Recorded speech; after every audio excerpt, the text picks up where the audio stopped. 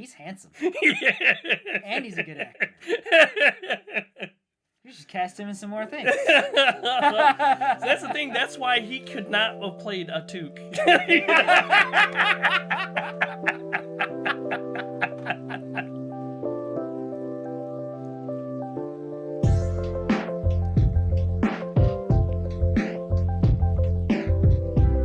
Hi, this is Randall here with No Market Media. And I'm Matt. Today, Randall and I are continuing our Guilty Pleasure movie series with a look at a movie from 1981, talking about Caveman. It stars Ringo Starr, Dennis Quaid, Shelley Long, Barbara Bach, and John Matuszak. It's co-written and directed by Carl Gottlieb. He's mostly known as a writer on the first 3 Jaws films, as well as Dr. Detroit. In Caveman, we find a caveman who has been cast out by his tribe and scorned by the object of his affection. He is on a quest to win over the cave woman of his desires. But he has some learning to do along his adventure. Caveman had about a $5 million budget and made about $16 million at the box office. But being that it's quite old at this time, I'm going to do some inflation numbers for you. That's $15 million budget and a $50 million box office return, which is pretty darn good. At the time of its release, this movie was pretty poorly received by critics and had only average reviews from audiences. Now it's time for a couple of trivia points for everybody out there. Since this movie has little to no modern languages in it, some audiences were actually given a translation pamphlet so that way they would know what the cave speak meant in English. Which I do think was maybe a bit overkill because it's pretty obvious what they mean. Zug zug.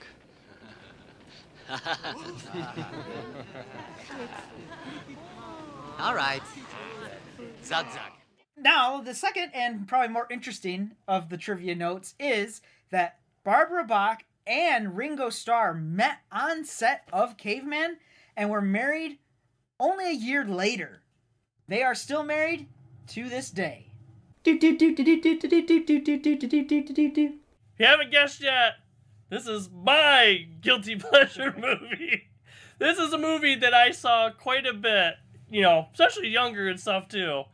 And it's one of those movies that I just try to shut my brain off and just laugh at the jokes and stuff in this.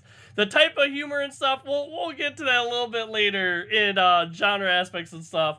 But yeah, that's why I enjoyed this movie. Shut off the brain, laugh at the jokes. Well, I'm notoriously bad at just shutting my brain off during movies, even stupid movies, okay? And this one's no exception. So for me, part of the problem is, and I'm not going to apologize for it, is that this movie is pretty heavy on the objectification of women, and I am not about that. And I find it hard to separate that from the movie. It almost to the point where I'm like, man, I don't know that I'm looking forward to watching it because the entire storyline ends up being more or less about that, more about the plot later. But I will grant you that there are things that happen outside of the mainline plot, the misogyny and everything that happens, where you get like just a bunch of kooky, crazy stuff going on. And I'm okay with that stuff. I think that that's pretty entertaining, and that's where I get my laughs from. Which again, it's hard sometimes for me to turn my brain off and ignore things. There's some good stuff here. Yep. All right, so I already kind of mentioned that this is not a very complicated plot. It's a pretty simple plot, in fact. We got Ringo Starr's character who's really in love with a cave woman. At least he thinks he's in love. He thinks he's in love. She's the best and the most beautiful woman, and he wants her. Yep. All right. I'm not, going to apologize for this film. It does some really questionable things in regards to how it treats women, But some of the other, side adjacent plot stories going on here with, the development of tools and all this kooky adventures and everything that this other gang of misfit cave people have to, go through. Yep. That kind of stuff, that kind of storyline stuff is a little... It brings up a little bit. It's just a shame that, the mainline story is all about him getting with this Cave woman. Yep. And me, I kind of go on, I look at it as kind of like, hey, these are like 1 zillion years ago or whatever on October 9th. On October 9th. That kind of thing. Specific date in there. And this is like primitive monkey brain society kind of thing. Like everyone is like, whoever's the strongest, they're the leader. And they get whoever I guess is considered quote unquote the best girl or whatever at the time. And our main character, he's like scrawny and kind of like not thought of very well. And so I guess he's trying to project like that image, like, oh, I need, sexy woman or whatever to feel fulfilled or whatever, kind of like that. And the movie kind of like transitions a bit from like a group of that, strongest survives, we take whatever we want, to kind of like a group of like misfits where you kind of like embrace everyone's like differences and stuff, as opposed to just like, oh, I'm the strongest, who can survive kind of thing. So me, I kind of see a little bit that is the story, and a little bit of like, brain versus brawn kind of thing a little bit in this film. Yeah, there's some of that. Absolutely, there's some of that. But, it's not the main story. It's the secondary story of a Star Trek episode. Yeah. Sometimes it's better than the primary.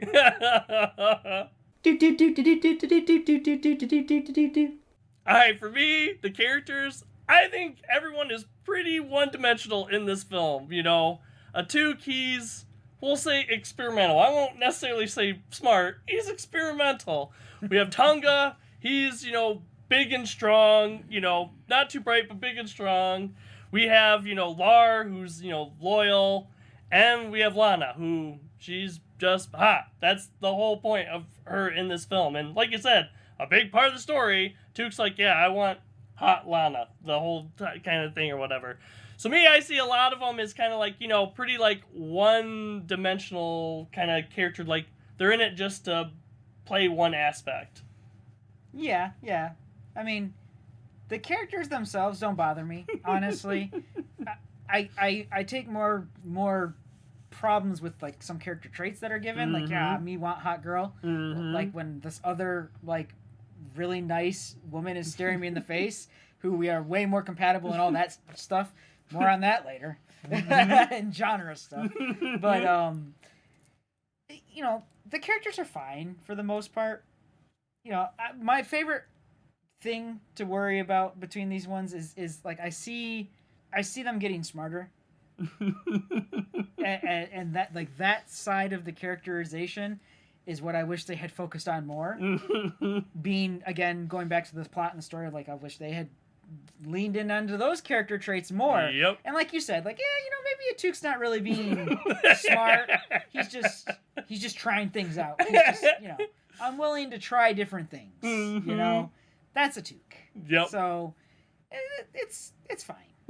Sometimes you kind of question, why is it that Talia likes Atuk so much in the beginning?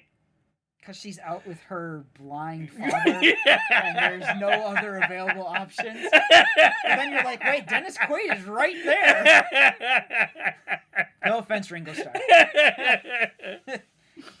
Dennis Quaid spends a lot of the time without a shirt on. There's one thing about the characters that obviously I also have to talk about, and this is for the armchair quarterbacks out there, okay?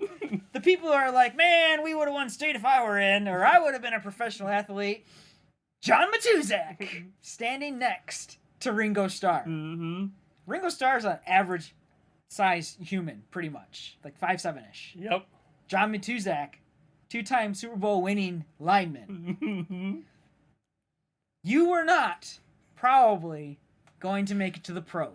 No. Just look at these two standing next to each other. Yeah, but like I said, that just builds on to the thing. Like, yeah, Tonga, big, strong, Atuk, he's experimental and stuff, but he is definitely not John Matuzak. Dude, John Matuzak's thigh is like the size of Ringo Starr's body.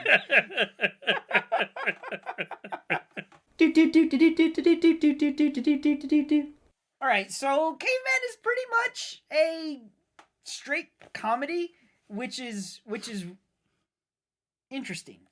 Because it doesn't have a lot of like jokes, verbal jokes. Yep. There's some, but not very many.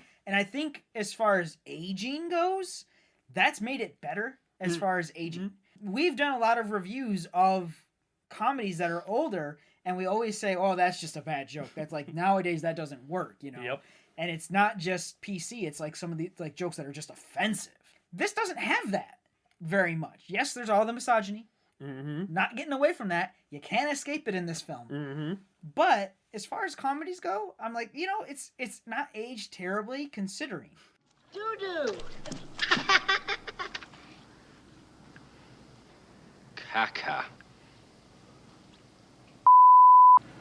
Yeah, I would definitely say comedy, you know, slapstick comedy and stuff. And, you know, getting at the point to, like, not a whole lot of speaking and stuff, too. Like, the one person that speaks English in this movie is basically just speaking English so people can know what the you know, caveman words are a lot of times. He's speaking English for the lols. He is. Yeah, I do like the physical humor in this one. I like some of the potty jokes too.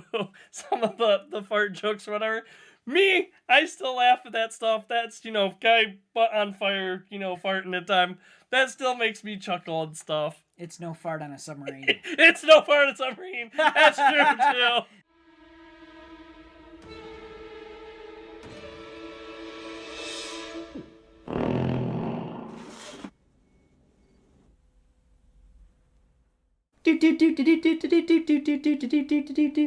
Alright, so since this is my guilty pleasure film, there isn't really anything that I didn't really see coming. I've seen this movie enough times, I pretty much know everything that's in this film. But one thing I think is kind of interesting looking and kind of almost forgetting, or I guess when other people watch this for the first time, it's like, wow, Dennis Quaid is in this film? Now, Dennis Quaid, he's done a lot of films and played a lot of different characters and stuff. But this is one of those that's kind of like, that's interesting. I didn't expect to find Dennis Quaid in this movie. You know what? He wasn't a big actor yet. He wasn't that, like, box office draw yet that he is now. And like I said, it's not until, like, the mid-'80s, I want to say 85, that Enemy Mine comes out with Dennis Quaid in it. And then studios are like, wow, look at this guy. He's handsome. And he's a good actor. You should cast him in some more things. So that's the thing. That's why he could not have played a Took.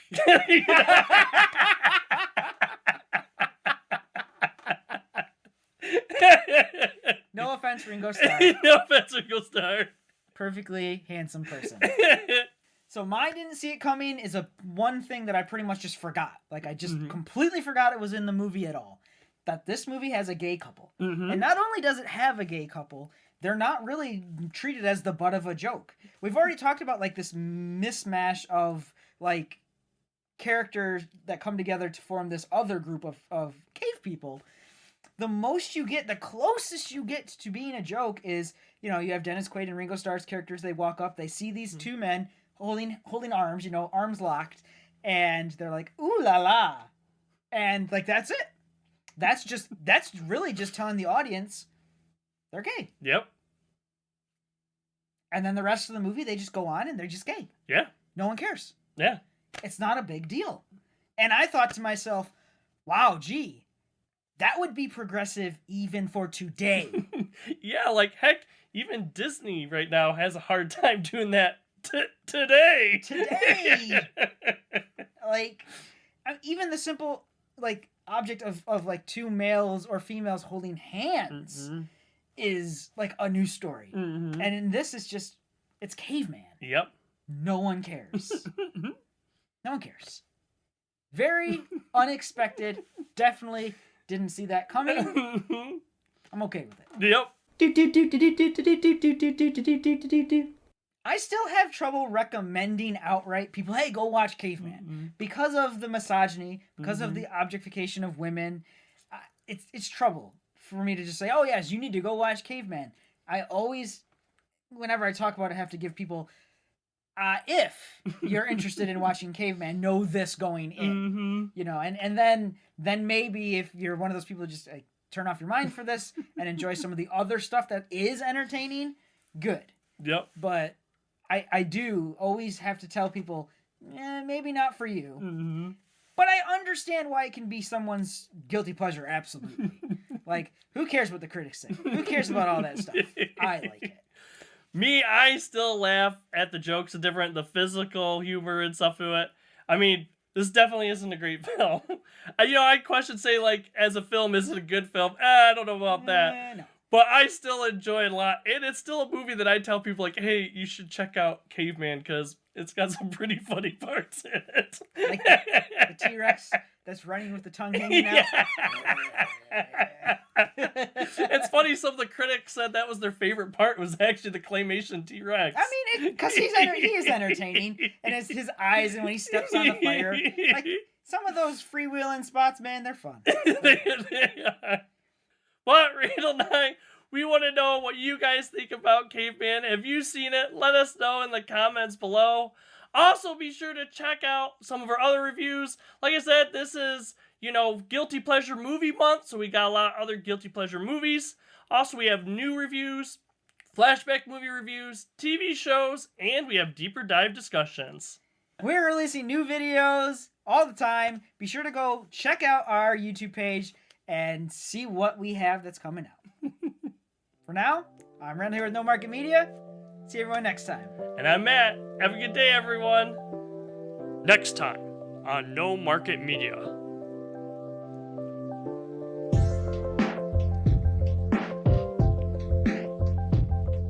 Please consider checking out some of our other videos.